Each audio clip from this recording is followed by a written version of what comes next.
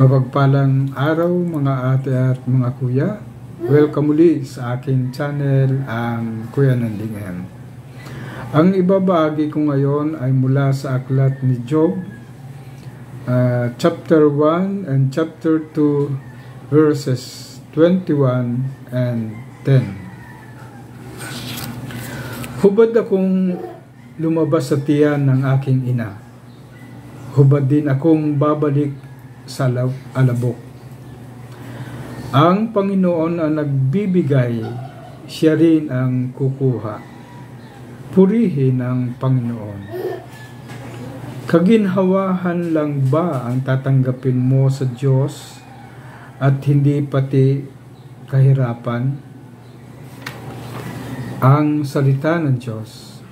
Salamat sa Diyos. Habang pinagninilayan ko ang pagbasang ito, biglang pumasok sa isip ko ang buhay katiwala. Dahil ito talaga ang bigay ng Diyos sa atin, ang buhay.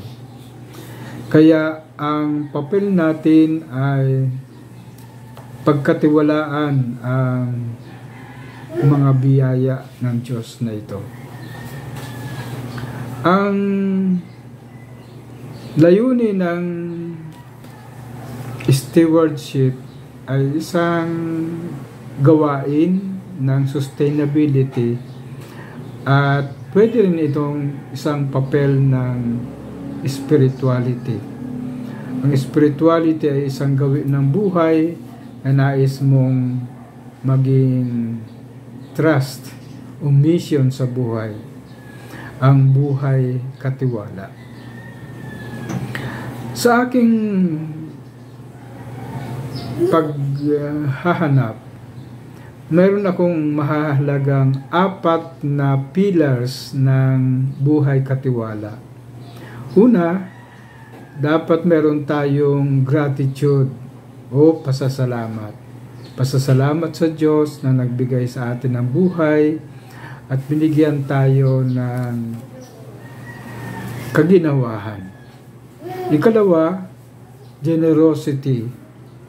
Magkaroon tayo ng pagbabahagi ng ating yaman bilang mga katiwala ng Diyos at binigyan tayo, dahil binigyan tayo ng talento, binigyan tayo ng treasure, binigyan din tayo ng time at magandang ibahagi ito sa ating kapwa. Ikatatlo na mahalaga sa pillars ng stewardship ay responsibility. Maging responsible din tayo sa ating pamilya sa pag-sustain ng ating buhay. Huwag nating wakasan ang ating buhay, kundi maging responsible tayo na manatili ito at manatili din ang sustain para sa iba. At ika-4, ang accountability. Ang pagbibigay sulit sa Diyos. Hindi sa atin ang galing ang buhay na ito, ang biyayang ito, kaya dapat tayong magbigay sulit sa Diyos.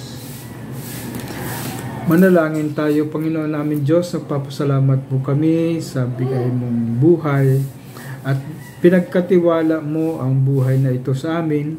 Sana'y magamit namin ito, maibahagi namin ang aming talento, ang aming kabuhayan, ang aming time para sa iba, na magkaroon din ng kaginhawahan. Ang lahat ng ito ay pinasasalamatan namin kaisa ng Espiritu Santo magpasawalang hanggan. Amen. Sa ngalan ng Ama at ng Anak at ng Espiritu Santo. Amen. Maraming salamat po and God bless.